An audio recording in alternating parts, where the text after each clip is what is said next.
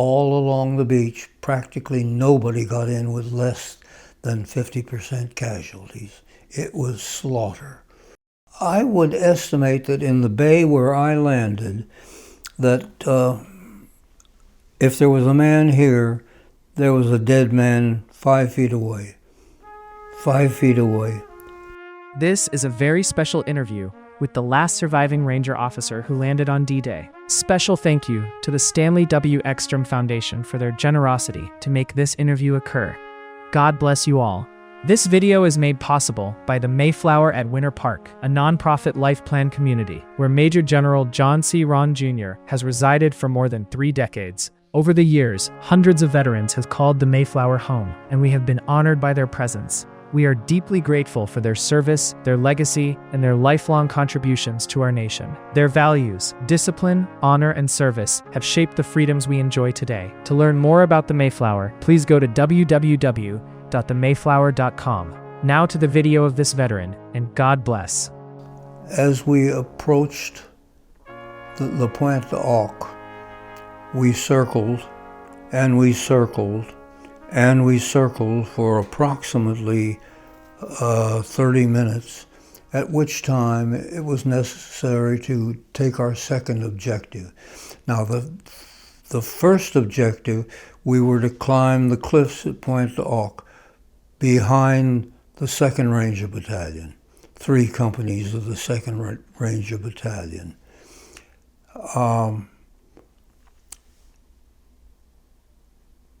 After 30 minutes, we had overstayed our orders, and we had to ask for permission to divert to our secondary landing position, which we did.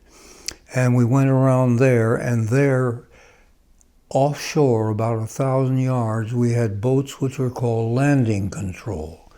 And as we passed landing control, they said, "Do not land on Green Beach. Casualties are too high. Proceed to White Beach, which is quieter." So we turned and proceeded to White Beach. We could see it was quieter, and we started our assault. The assault was in 3 waves. The first wave was made up of 2nd Ranger Battalion platoons, and including their headquarters. The second wave was 3 companies of the 5th Battalion, plus a headquarters element. And the third wave was the other half of the 5th Battalion, plus headquarters company, half of headquarters company. And as we were going in and the first wave landed, they were butchered. The casualties were approximately 50%. And we learned later that all along the beach, practically nobody got in with less than 50% casualties. It was slaughter. Our second wave, with Colonel Snyder on it, was approximately 1,000 yards, and he said, "I'm not going to lose my battalion on that beach." Many people heard him say that. The way that was handled was he again had to get permission from the British commander at sea, which he did. We had British officers on the landing craft, and the officers on the landing craft got permission to go to another beach because the casualties were too high. And we then sailed another 800 yards. Second wave, which was 3 companies of the 5th, landing, and then the third wave, my wave, landing also, but offset about 50 yards. In other words, we were landed over approximately a 250-yard front. Somewhere along the 1,000-yard trip to the beach, we began to receive artillery fire in the obstacles, and at that particular point we began to maneuver to get through the obstacles, each boat choosing its own path. And as we got in closer and closer, the noise of the battle on the beach became louder and louder, and at one point there was a tremendous explosion, and an LCM or larger vessel had been hit by artillery, and its supply of ammunition had blown at the same time. That put us all on our best behavior, realizing that we were about to enter a real war zone. As we maneuvered through the obstacles, I can recall very distinctly coming down, crashing from a slightly port position, crashing down into a starboard position, and seeing a teller mine on top of a post. And I said to myself, as there was no way to escape it, goodbye. The next thing I knew, another wave had caught us and thrown us to the left. So we missed that particular teller mine completely and proceeded on into the beach. The last run to the beach was fairly straight. When we hit the beach itself, we learned that the coxswain had done a beautiful job for us. As we exited down the ramp and hit the water, I noticed that the water was not up to the top of my boots. It was the driest landing I ever had in training or in combat. As we went off the beach, Sullivan went to the left, therefore I went to the right, my runner behind me. There was about 25 to 30 yards to the point where we could see the breakwaters clearly, and I was in the right bay, whereas Sullivan was in the left bay with the breakwater in between us. I went into the middle of the area protected by the two breakwaters and was unable to get my life belt, rubber life belt, off. It was somehow jammed. I worked on it several different ways and gave up and yelled at Corporal Soper to come help me. He, with no hesitation, came over.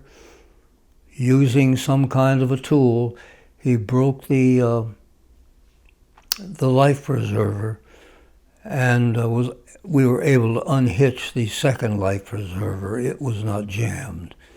He then went back to his duties of running a squad behind the seawall. I moved over to the seawall, and at that point,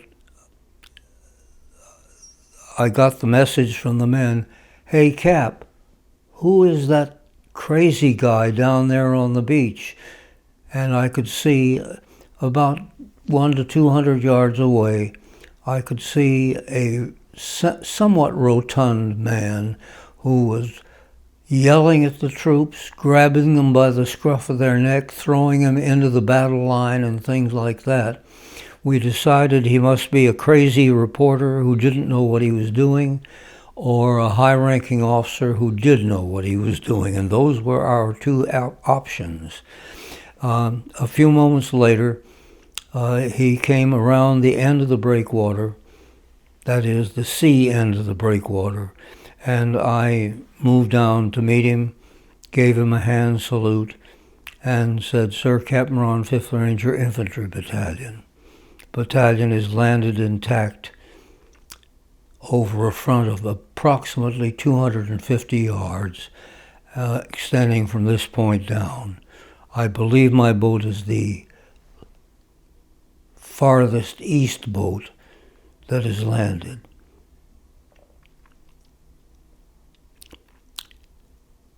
General Cota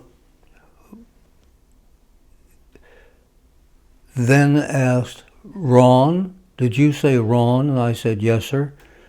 He said, "Are you Jack Raaen's son?" And I said, "Yes, sir, I am." He said, "Well, I'm General Cota. Now give me a more detailed situation," which I did. I'll never forget landing on Omaha Beach. It was hell on wheels. There were vehicles on fire, yes. Some Jeeps had actually been landed before we landed. There were gasoline fires, oil fires. Human flesh was burning. You could smell it. The sound was deafening. The machine guns, and there must have been 40 or 50 machine guns along the crest that were just firing with the triggers pulled until the barrels fell off. And it was really a hell on earth, with the smoke, the smells, the noise.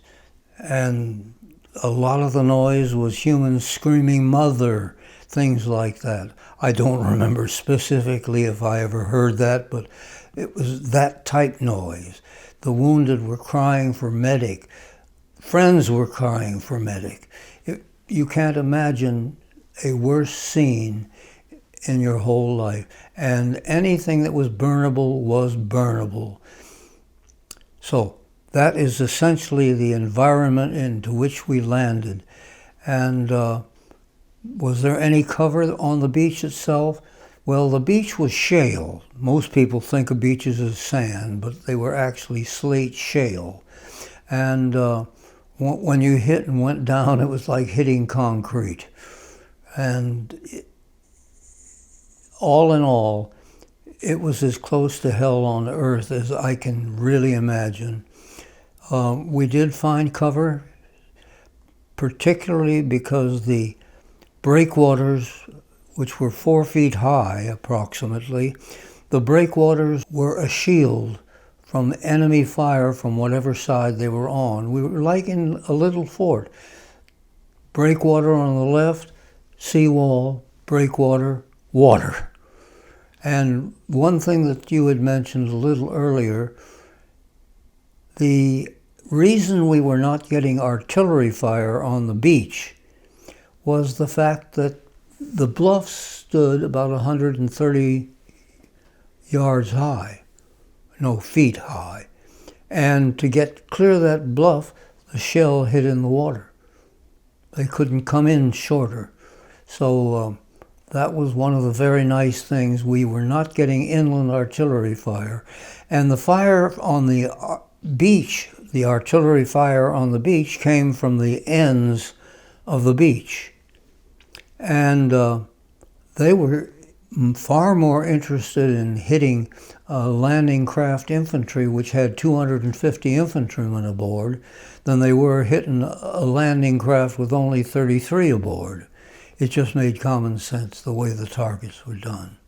Well, there's the landing craft. I'm approximately amidships, and I'm on the first seat on the port side. Sullivan had the first seat on the port side, but he never sat down, not once during the whole approach. And I forgot, probably the sergeant major was the middle seat of the LCA. Now, the differences between the British LCA and the American Higgins boat were the size of the ramp on a Higgins boat was big enough for a Jeep to get on or off the boat. It was a big, wide ramp. On the British LCA, the ramp was no more than 3 feet, and the passageway was no more than 3 feet leading up to it. So what with bumping on the right hand and bumping on the left and debris that you stepped over and tripped and things like that, it took about 5 minutes under combat conditions to empty an LCA British ship. When I got off the landing craft, the first thing that I noted was my watch. And it was exactly 7:50 British double daylight time or French daylight time. I went left because I went right, Sullivan went left, and we were separated by one of the retards in between us. But we met almost immediately because I went back to him to get his instructions since he was the boat commander. And it was at that point that he went to go see Snyder to see which of several orders we were going to fight under. The section of Omaha Beach where you guys landed, were you the first ones on that section? No, because when we got to the seawall after getting off the boat, when we got to the seawall, it was piled high, 4 feet high with human beings. You might see the leg of a man over here, but his head would be buried under 3 or 4 men over there, all piled up against the seawall. The people that had landed had attempted to make their landing at H hour, but they were delayed. But when they finally got ashore, there wasn't anything for them to do. There was nothing but wire in front of them and these retards on the sides. When you say retards, you mean like the seawall, the rocks being perhaps a foot in diameter, piled in a sort of triangle arrangement all the way back to the seawall, which was also 4 to 5 feet. And could you tell us, General Raaen, what do you remember about the actual casualties from the earlier waves that had gone in? Well, everybody except the 5th Battalion took 50% casualties. Now, of those, 10 were killed, nominally 10 were killed, 10% were killed, and another 30% were wounded reasonably seriously, and then the remainder were light wounds, where we called them the walking wounded. They could still shoot. They might have a little trouble getting from here to there, but there's always something, the butt of your rifle, a piece of an oar, all kinds of things. Many officers and men used their rifles as their canes. I hate to think of what happened when they pulled the trigger, because they would dirt up the barrels, and that means the gun would explode on them. I would estimate that in the bay where I landed, that if there was a man here, there was a dead man 5 feet away. 5 feet away. They were reasonably lightly scattered, but they were short distances scattered, because a man is, 2 yards. This is your first time, coming across fatal casualties of the soldiers. Yes, and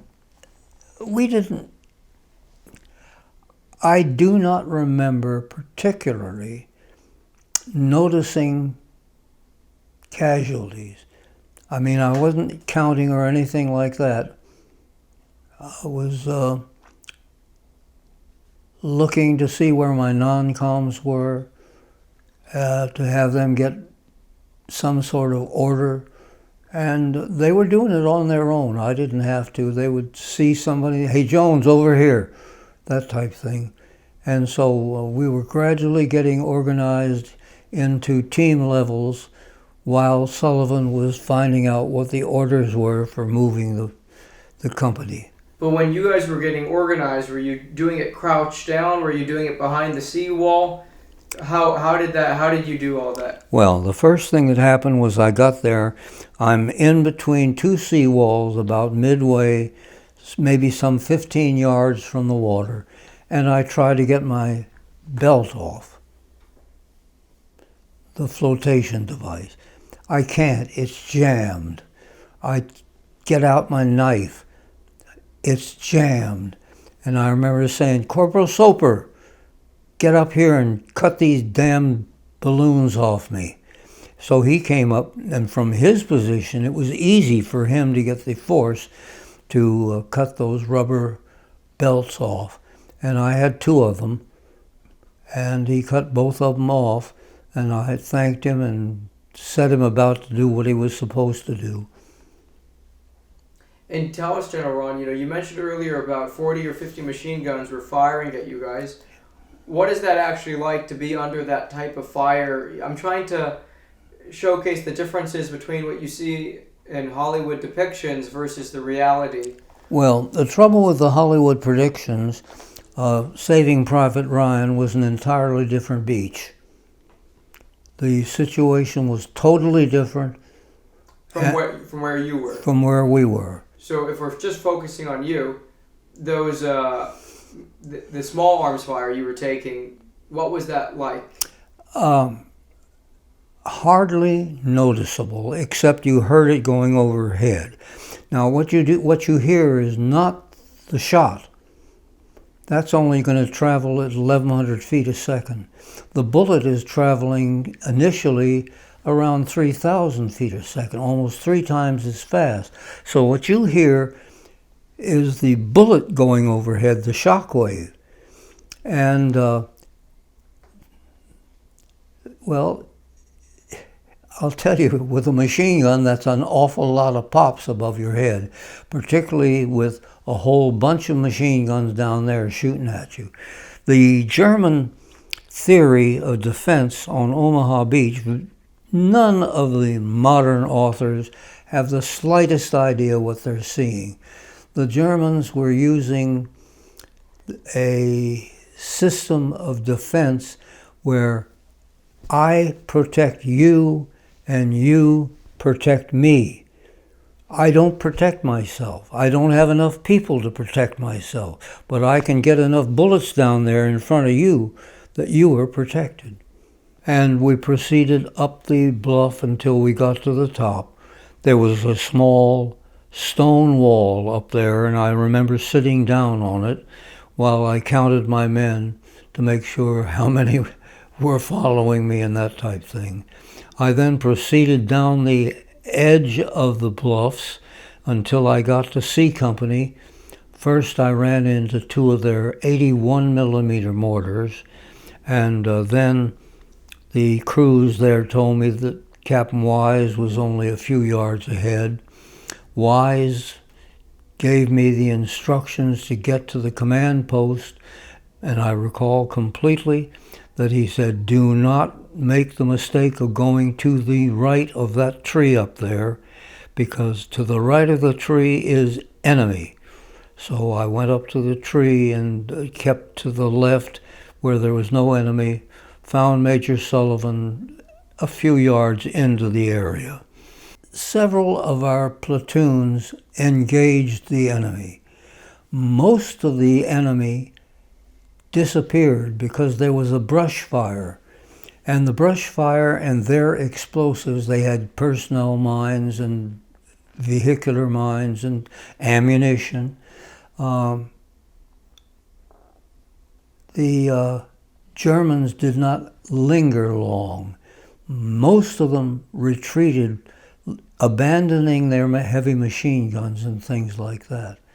So going up the bluffs, with a few exceptions, there was not that much fighting. I know that one lieutenant, I followed him through the hole, but he attacked a German position. He called for rifle grenades, hit right smack where they should, duds, or forgot to pull the pin, one of the two. But even so, he had a submachine gun and he finished off the German position. But we didn't run into much of that on the way up because the fire was chasing the Germans in front of us. So the people that should be shooting at us and killing us were not there. They had run. Well, the thing you've got to know is that the Germans had the 716th Infantry on the beach, and that's what we expected to meet. They were Poles mostly who were in the war with a German with a pistol behind his head and that type thing. And they were old, they were in bad shape, they couldn't march, they couldn't run, and they hated the Germans, but the guy with the pistol was right behind him. On the 5th of June, the Germans moved the 365th Infantry Division into the same area, so there were twice as many soldiers as should be. In addition to that, the 365th, and I would have to check that number, but the 365th was battle trained, had already fought in the Soviet Union, had been brought back to Normandy to get back new recruits and things like that, so they would become one of the premier divisions of the German army, and they moved in to support what had formerly been covered by the 716th. And it made a lot of difference to be up against really highly trained, beautifully equipped, modern German divisions, where we had expected old fortress types, where the only Germans were the ones that shot the Poles in the head to keep them fighting. We reached the first switchback on the path, and you got to remember we were spread out all over the hill, to the right and to the left. And we, when the switchback came, we paid no attention to it, but we proceeded up the hill, continued up the hill diagonally. We had a small delay halfway up the bluffs when at the switchover we found a dead German. And I remember entering a discussion, don't touch, he may be booby-trapped. So we didn't touch him, but he was the first German that we had seen dead after landing. He was sort of green, or maybe it was yellow. I would say it was probably yellow. Well, during the assault and the climb up the hill, we did not have any man killed, although Sergeant Zach, who came in around midnight with the motor pool, was KIA. Random shell hit him. Other than that, I had approximately 3 men wounded, including my runner, who was hit by machine gun fire crossing the beach. We didn't have the mess platoon ashore.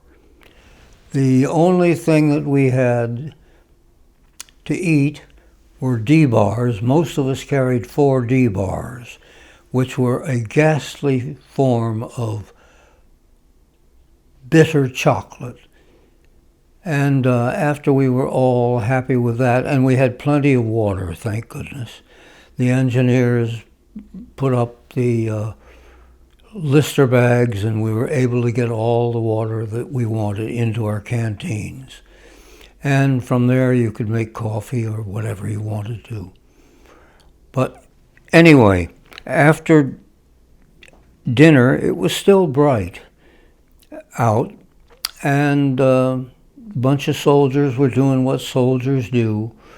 The dachshund that we had liberated from the Germans was with them, and they were playing catch with a tennis ball, sometimes throwing it for the dog to chase and sometimes catching it.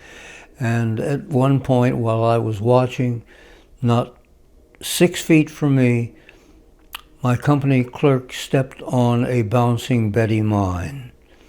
The mine rose, and it seemed like slow motion to me, but the mine rose, and when it was just about head high, it stopped because the tether pulled on it, and it fell back to the ground, a dud.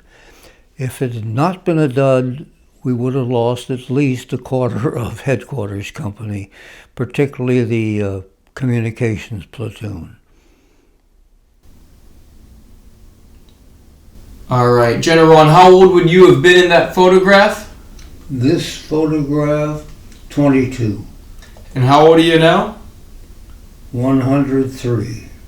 Almost 104, right? Almost 104. So this photo is 82 years old. Yes. That's incredible. It's incredible.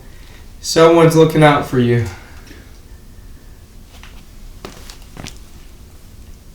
I guess for everyone, really. It's amazing. Special thank you to the Stanley W Ekstrom Foundation for their generosity to make this interview occur. God bless you all.